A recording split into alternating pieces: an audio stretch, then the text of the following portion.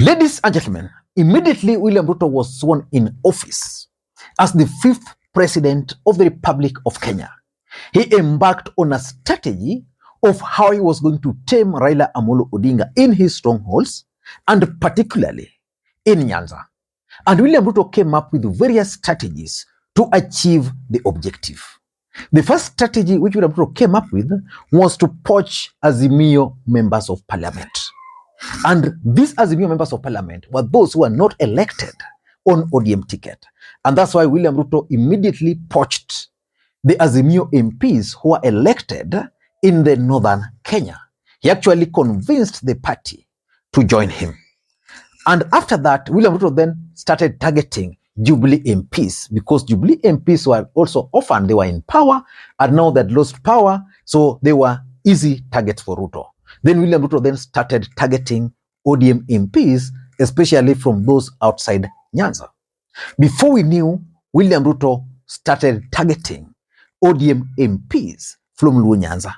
That's why in February this year, 7 members of parliament from Luo Nyanza visited William Ruto at State House. As we speak, those 7 MPs are currently, I think they have remained 5 of them, are currently working with William Samoei Arap Ruto, and they've been expelled from ODM party. So the first strategy was poaching. His second strategy of taming Raila Odinga was to embark on what he was calling development. You know, William Ruto came into power as someone who was going to solve the problem of the poor people, the hustlers. Then he embarked on a journey of going across the country in the name of bringing development to the people. So he used that effectively, but so far, I think that's going to backfire on him big time. Let us just wait and see. William Ruto's third strategy of taming Raila Odinga was direct engagement with the people. William Ruto wanted to engage with the people, those who support Raila Odinga directly. And that's why immediately he was sworn in. William Ruto was sworn in around September. In October, he was in Homa Bay, just to assure the people, especially the Luo Nyanza, that he's going to be the president of everybody. Then he was doing that across all Azimio strongholds. So far, that worked, but it has not achieved much. Then William Ruto then embarked on his fourth strategy, targeted appointment. So William Ruto would figure out in Azimio, for example, in ODM party, who are not satisfied, who are just there, financially they are not doing well, they don't have jobs, they've been in this party. So William Ruto started targeting those people. Then he started giving them appointments, especially in Luo Nyanza.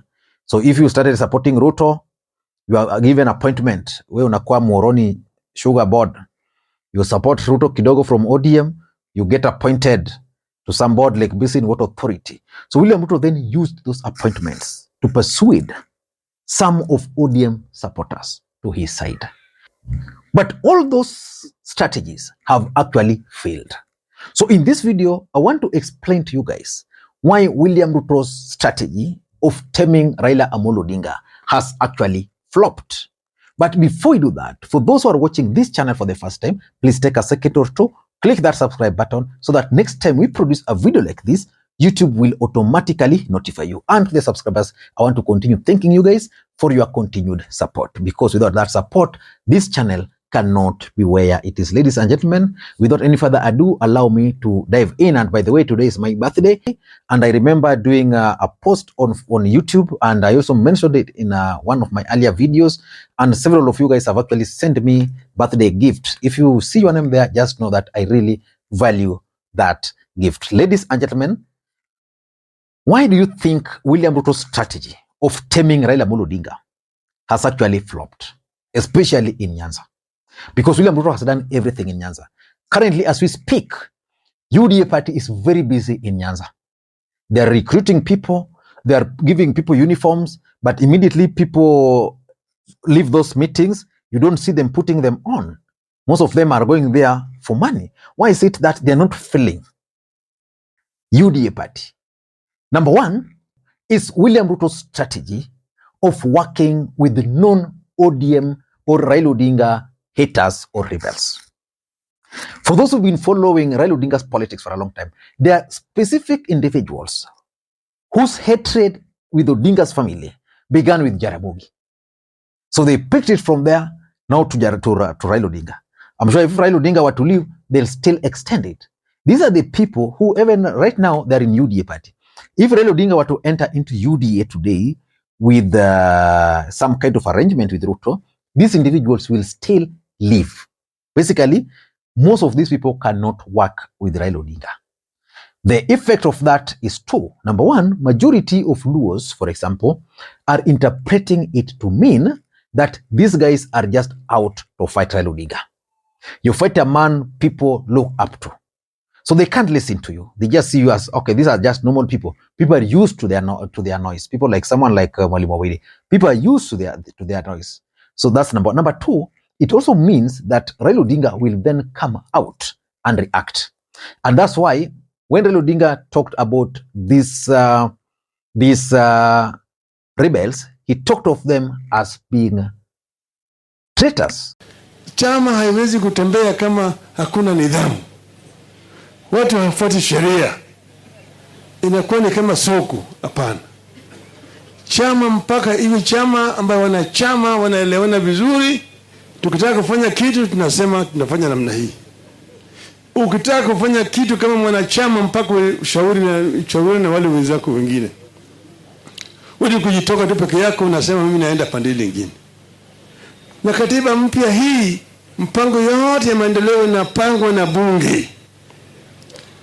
Sasa wewe unajitokeza kisirisiri, usiku unasikia umeitwa sijui na nani, waziri fulani, sijui permanent secretary, hatumaenda Ikulu. Hakuna mtu anataka usiende Ikulu. Lakini mwambie chama mimi nataka nimealikwa kule ili tushauriane. Unaenda kufanya nini? Mimi naenda kutafuta maendeleo. Kwa sababu kama ilikuwa ni kitu ya wazi, unaleta hiyo kitu watu wanashauriana. Alafu wanakubaliana. Ati hiyo hii na hii. Ukienda kule sasa, wewe unaongea lugha tofauti na watu. Umeingia pande ile unaona wale bado tunamanyana na wao, na wewe umeingia pande ile sasa wewe unaunga wao mkono. Sasa wewe umekiuka ahadi ya wananchi. Umekuwa msaliti. The second reason why William Ruto's strategy of taming Raila Odinga has actually failed, especially in Nyanza, is because of Kenya Kwanza failure. Immediately William Ruto took over office, a lot of Kenyans were optimistic that maybe Ruto was going to make things better. But as time progressed, most people realized that Uhuru was better. So everybody started regretting. And the cost of living went up.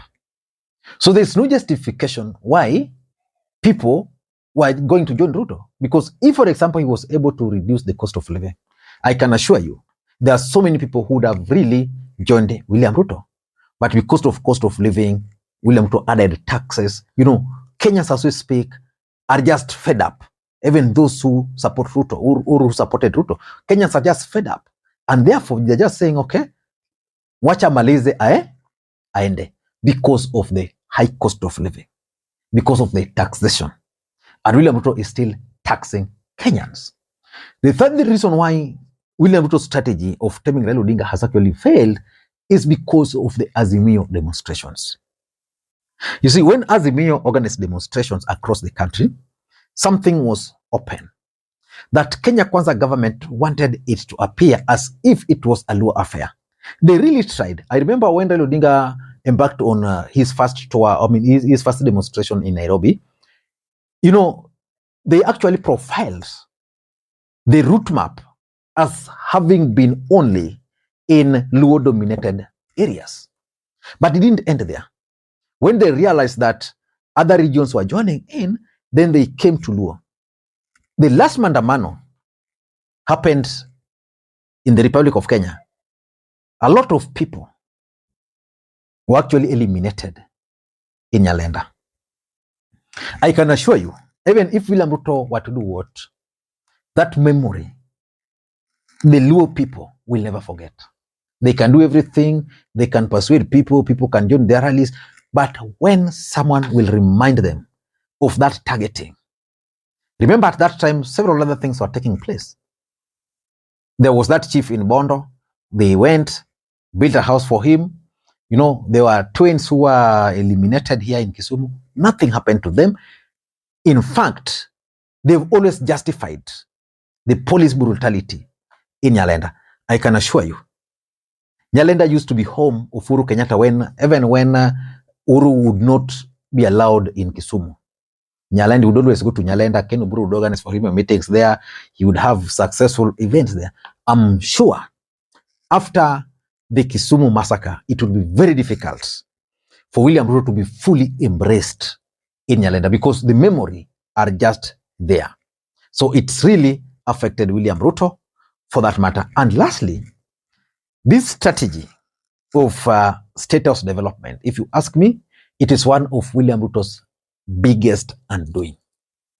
You see, when you tell Luos, for that matter, let me just be very, very specific, that a member of parliament, their member of parliament will only get development by going to state house. What are you telling them? These are people who have gone to school. They know that the role of a member of parliament is to legislate, create laws that are pro people. Then you have members of parliament who have never opened their mouth in parliament, opening their mouths in some events, telling people how they are going to go to state house to bring development. Then, okay, you say, okay, where are those development? They can't answer. So two questions come up. Why only Luo MPs? Because there are people who voted for Ruto, for example, in Rift Valley. Why is it that we don't see Rift Valley MPs going for development in state house? But for Luos, they must go to state house for development. So those questions are being raised.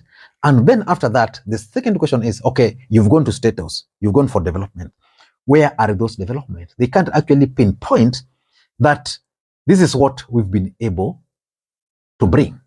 Because remember, in this country, constituencies are just bordering.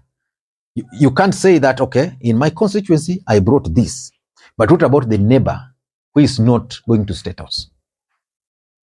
So I don't think William Ruto's strategy for taming Raila Odinga is going to succeed anytime soon.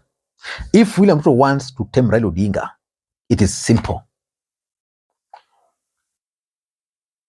Look for Raila Odinga.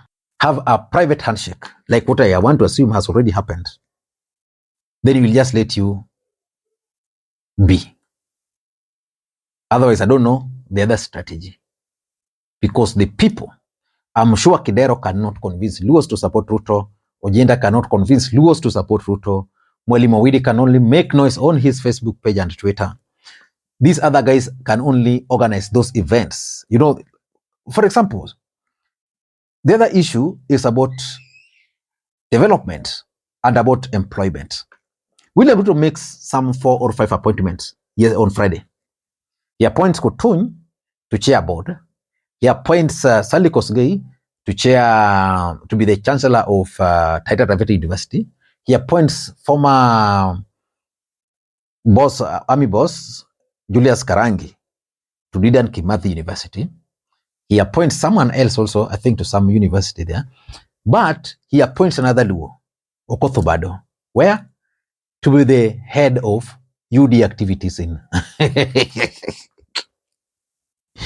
in Nyanza. Then these guys are like, okay, why is it that it's only in Nyanza where we are seeing UD activities? How is this guy taking us? You see, when it comes to development, we're not seeing, but we are seeing UDA printing t-shirts, distributing everywhere in Nyanza. It can't work like that. I don't know what you think. This is my take. Till next time, Makwiny.